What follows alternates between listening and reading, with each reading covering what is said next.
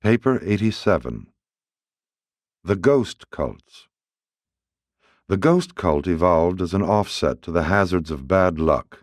Its primitive religious observances were the outgrowth of anxiety about bad luck and of the inordinate fear of the dead. None of these early religions had much to do with the recognition of deity or with reverence for the superhuman.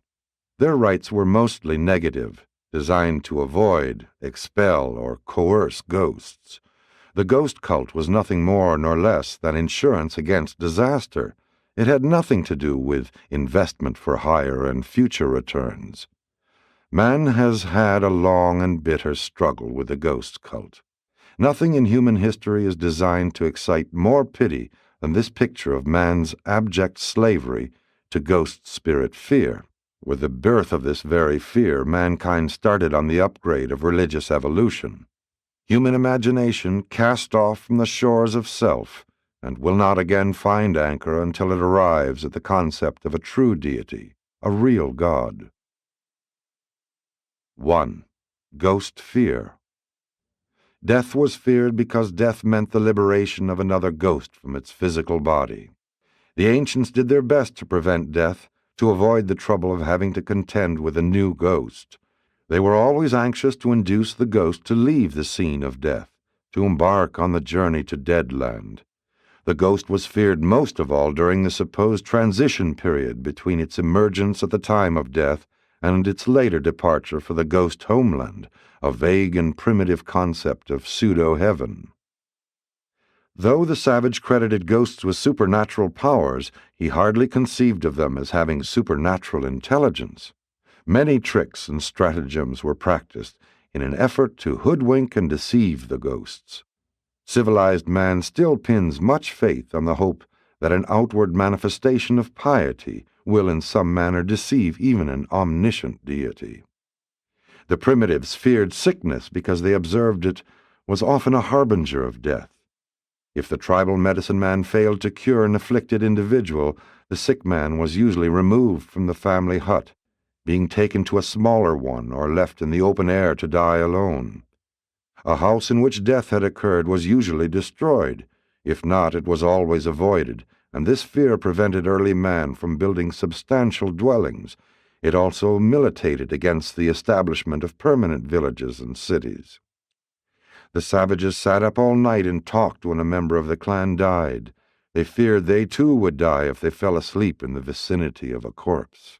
Contagion from the corpse substantiated the fear of the dead, and all peoples at one time or another have employed elaborate purification ceremonies designed to cleanse an individual after contact with the dead. The ancients believed that light must be provided for a corpse. A dead body was never permitted to remain in the dark. In the 20th century, candles are still burned in death chambers, and men still sit up with the dead. So-called civilized man has hardly yet completely eliminated the fear of dead bodies from his philosophy of life. But despite all this fear, men still sought to trick the ghost. If the death hut was not destroyed, the corpse was removed through a hole in the wall, never by way of the door. These measures were taken to confuse the ghost, to prevent its tarrying and to ensure against its return. Mourners also returned from a funeral by a different road, lest the ghost follow. Backtracking and scores of other tactics were practiced to ensure that the ghost would not return from the grave. The sexes often exchanged clothes in order to deceive the ghost. Mourning costumes were designed to disguise survivors, later on to show respect for the dead, and thus appease the ghosts. 2. Ghost placation. In religion, the negative program of ghost placation long preceded the positive program of spirit coercion and supplication. The first acts of human worship were phenomena of defense, not reverence. Modern man deems it wise to insure against fire, so the savage thought it the better part of wisdom to provide insurance against ghost bad luck. The effort to secure this protection constituted the techniques and rituals of the ghost cult. It was once thought that the great desire of a ghost was to be quickly laid so that it might proceed undisturbed to Deadland. Any error of commission or omission in the acts of the living in the ritual of laying the ghost was sure to delay its progress to Ghostland. This was believed to be displeasing to the ghost, and an angered ghost was supposed to be a source of calamity, misfortune, and unhappiness. The funeral service originated in man's effort to induce the ghost soul to depart for its future home, and the funeral sermon was originally designed to instruct the new ghost how to get there. It was the custom to provide food and clothes for the ghost's journey, these articles being placed in or near the grave.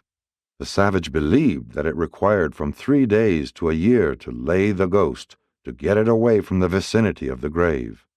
The Eskimos still believe that the soul stays with the body 3 days. Silence or mourning was observed after a death, so that the ghost would not be attracted back home. Self-torture, wounds, was a common form of mourning. Many advanced teachers tried to stop this, but they failed. Fasting and other forms of self-denial were thought to be pleasing to the ghosts, who took pleasure in the discomfort of the living during the transition period of lurking about before their actual departure for Deadland. Long and frequent periods of mourning inactivity were one of the great obstacles to civilization's advancement. Weeks and even months of each year were literally wasted in this non-productive and useless mourning. The fact that professional mourners were hired for funeral occasions indicates that mourning was a ritual, not an evidence of sorrow.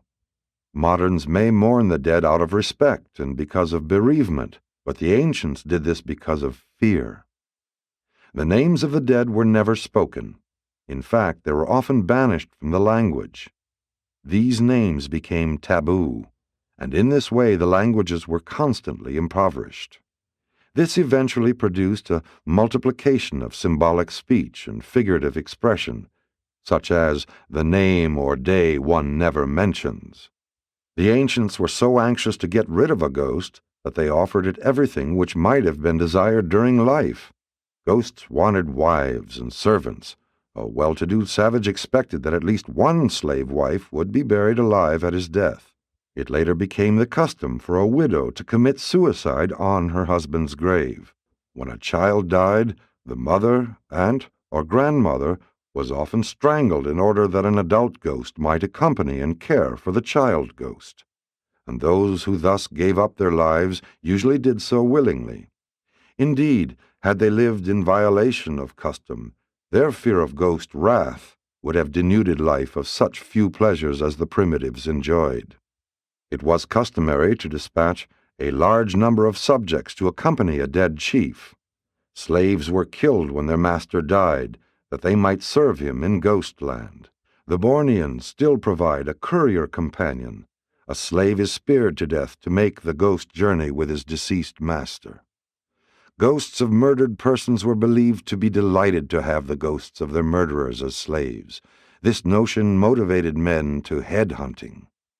Ghosts supposedly enjoyed the smell of food. Food offerings at funeral feasts were once universal. The primitive method of saying grace was, before eating, to throw a bit of food into the fire for the purpose of appeasing the spirits while mumbling a magic formula. The dead were supposed to use the ghosts of the tools and weapons that were theirs in life.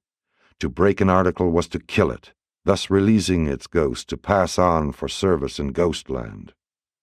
Property sacrifices were also made by burning or burying. Ancient funeral wastes were enormous. Later races made paper models and substituted drawings for real objects and persons in these death sacrifices. It was a great advance in civilization when the inheritance of kin replaced the burning and burying of property.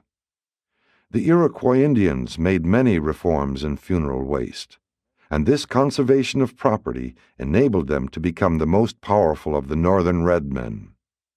Modern man is not supposed to fear ghosts, but custom is strong, and much terrestrial wealth is still consumed on funeral rituals and death ceremonies.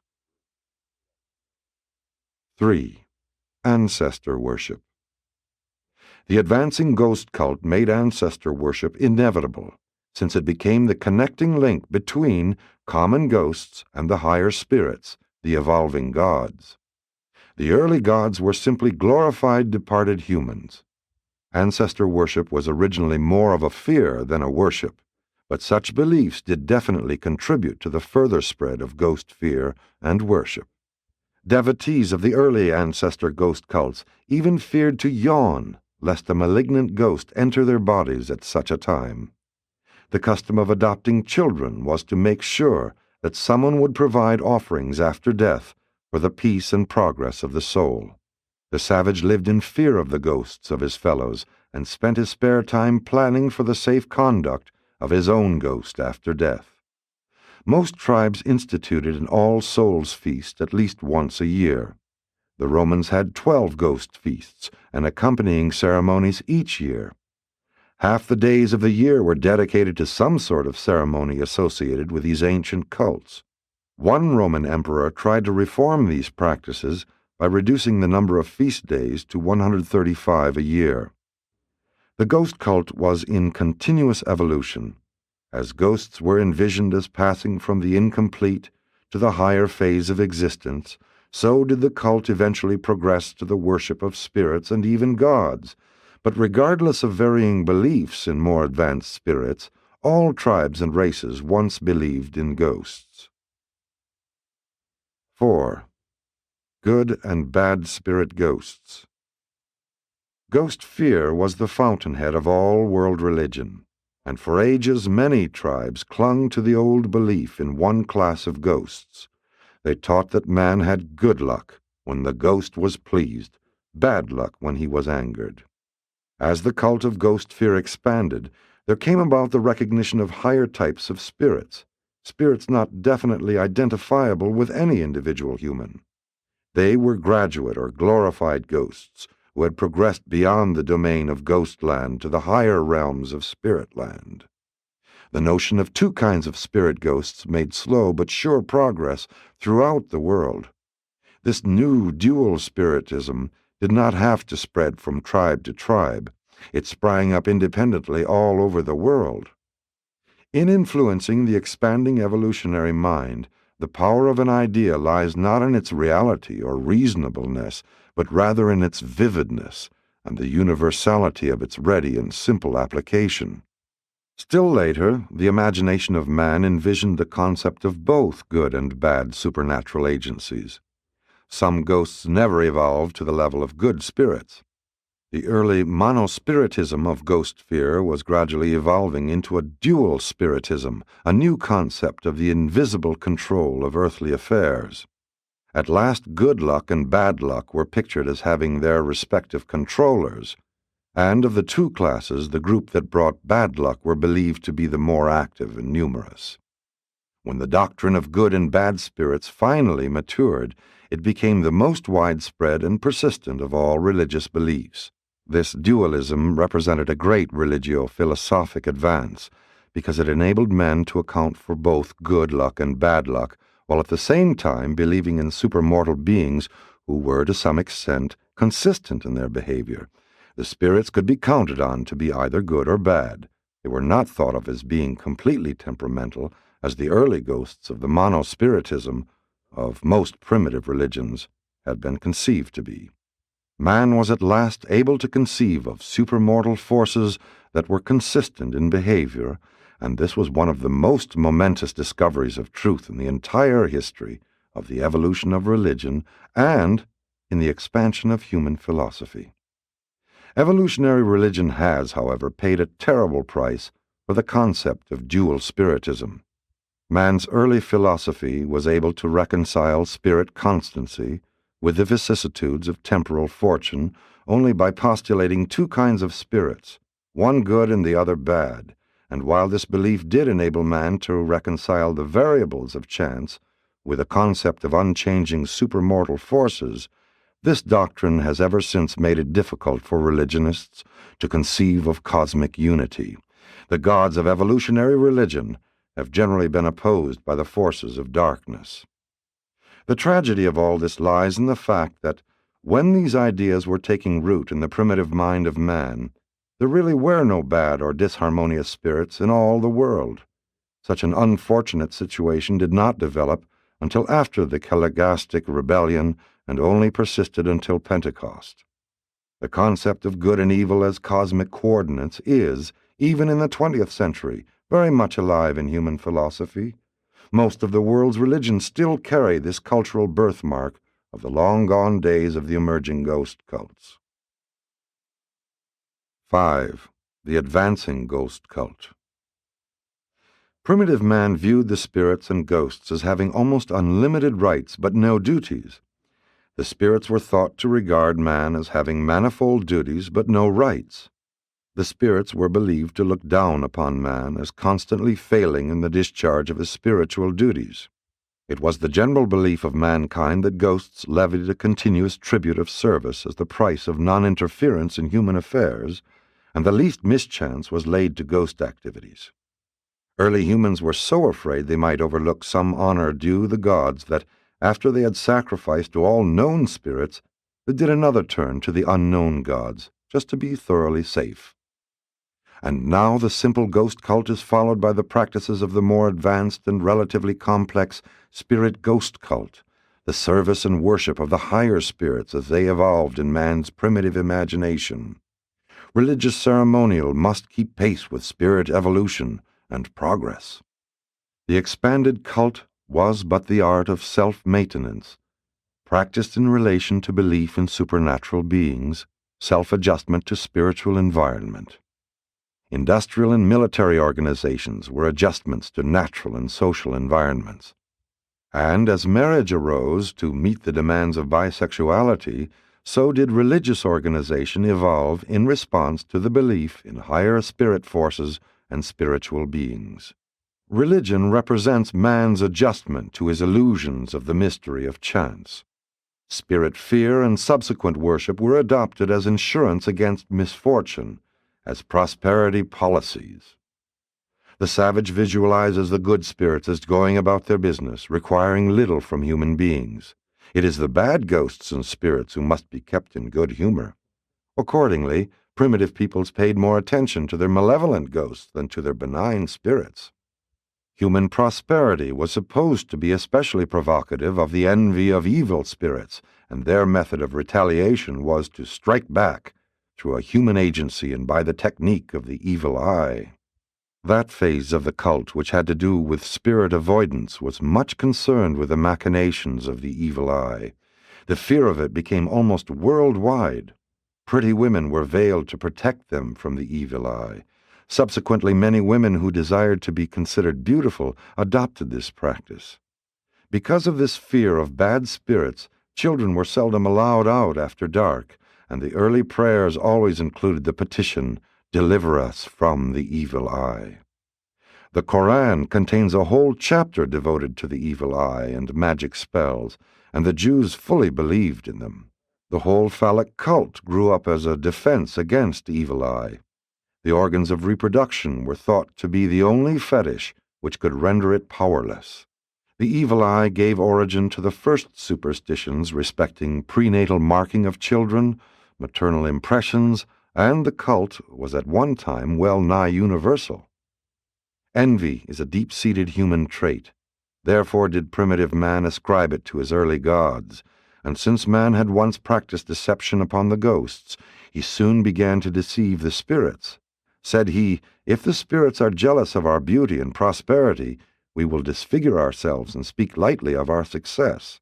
Early humility was not, therefore, debasement of ego, but rather an attempt to foil and deceive the envious spirits.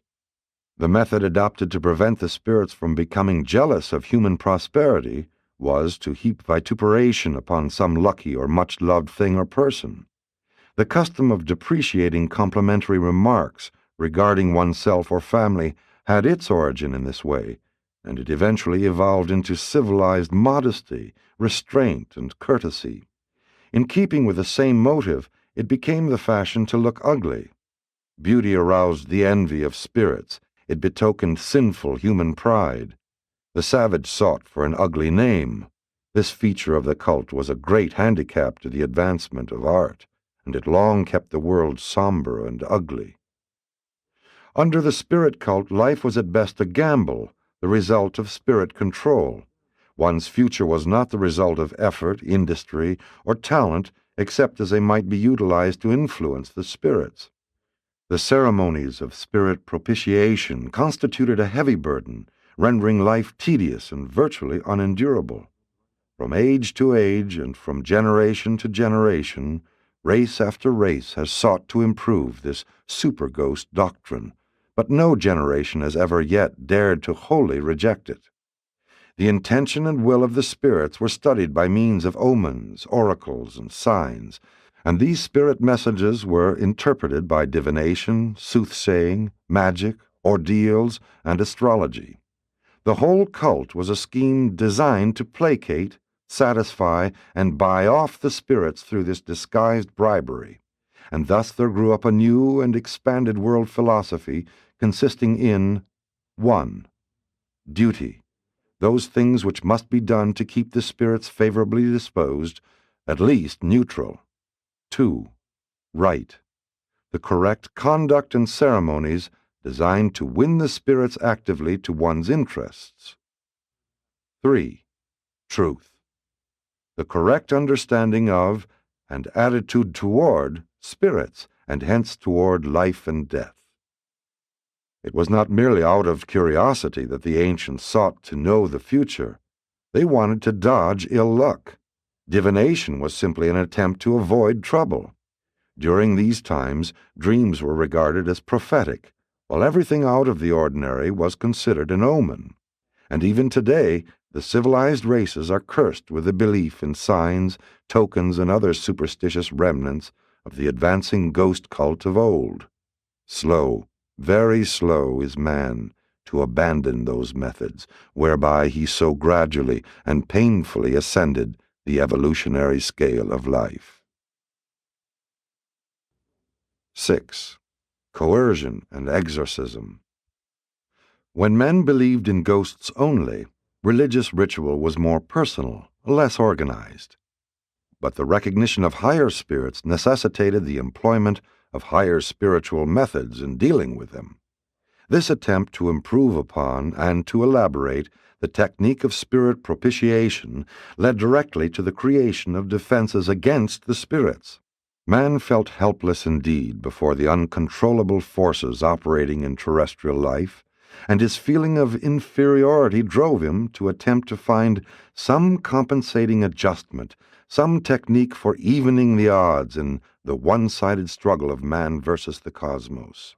In the early days of the cult, man's efforts to influence ghost action were confined to propitiation, attempts by bribery to buy off ill luck.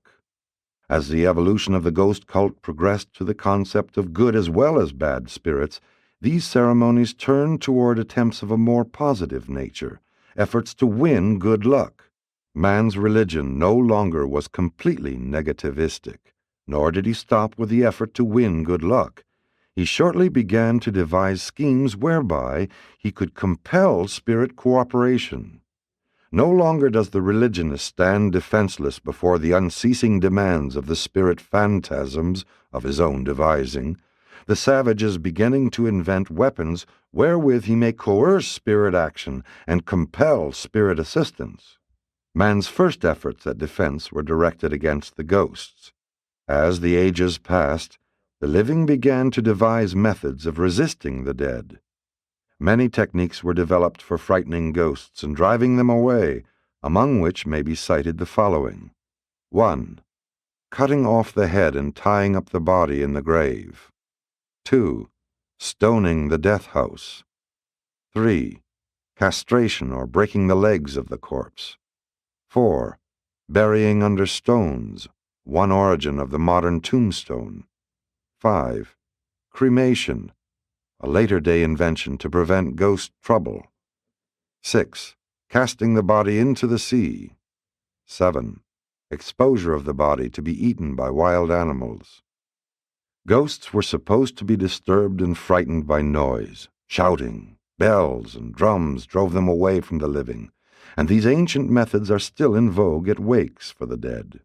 Foul-smelling concoctions were utilized to banish unwelcome spirits. Hideous images of the spirits were constructed so that they would flee in haste when they beheld themselves. It was believed that dogs could detect the approach of ghosts, and that they gave warning by howling, that cocks would crow when they were near. The use of a cock as a weather vane is in perpetuation of this superstition. Water was regarded as the best protection against ghosts. Holy water was superior to all other forms, water in which the priests had washed their feet. Both fire and water were believed to constitute impassable barriers to ghosts. The Romans carried water 3 times around the corpse. In the 20th century, the body is sprinkled with holy water, and hand-washing at the cemetery is still a Jewish ritual. Baptism was a feature of the later water ritual. Primitive bathing was a religious ceremony. Only in recent times has bathing become a sanitary practice. But man did not stop with ghost coercion. Through religious ritual and other practices, he was soon attempting to compel spirit action. Exorcism was the employment of one spirit to control or banish another, and these tactics were also utilized for frightening ghosts and spirits. The dual spiritism concept of good and bad forces offered man ample opportunity to attempt to pit one agency against another, for, if a powerful man could vanquish a weaker one, then certainly a strong spirit could dominate an inferior ghost.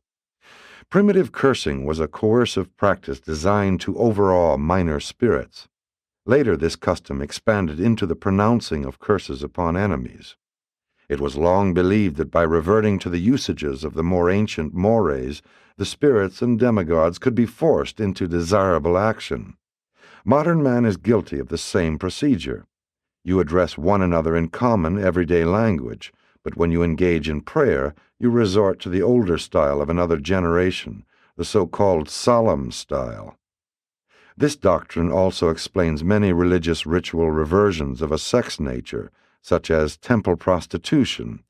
These reversions to primitive customs were considered sure guards against many calamities, and with these simple-minded peoples all such performances were entirely free from what modern man would term promiscuity. Next came the practice of ritual vows, soon to be followed by religious pledges and sacred oaths. Most of these oaths were accompanied by self-torture and self-mutilation, later on by fasting and prayer. Self-denial was subsequently looked upon as being a sure coercive. This was especially true in the matter of sex suppression, and so primitive man early developed a decided austerity in his religious practices, a belief in the efficacy of self-torture and self-denial as rituals capable of coercing the unwilling spirits to react favorably toward all such suffering and deprivation. Modern man no longer attempts openly to coerce the spirits, though he still evinces a disposition to bargain with deity. And he still swears, knocks on wood, crosses his fingers, and follows expectoration with some trite phrase. Once it was a magical formula. 7. Nature of cultism. The cult type of social organization persisted because it provided a symbolism for the preservation and stimulation of moral sentiments and religious loyalties. The cult grew out of the traditions of old families and was perpetuated as an established institution. All families have a cult of some sort. Every inspiring ideal grasps for some perpetuating symbolism, seeks some technique for cultural manifestation, which will ensure survival and augment realization, and the cult achieves this end by fostering and gratifying emotion. From the dawn of civilization, every appealing movement in social culture or religious advancement has developed a ritual, a symbolic ceremonial. The more this ritual has been an unconscious growth, the stronger it has gripped its devotees. The cult preserves sentiment and satisfied emotion, but it has always been the greatest obstacle to social reconstruction and spiritual progress.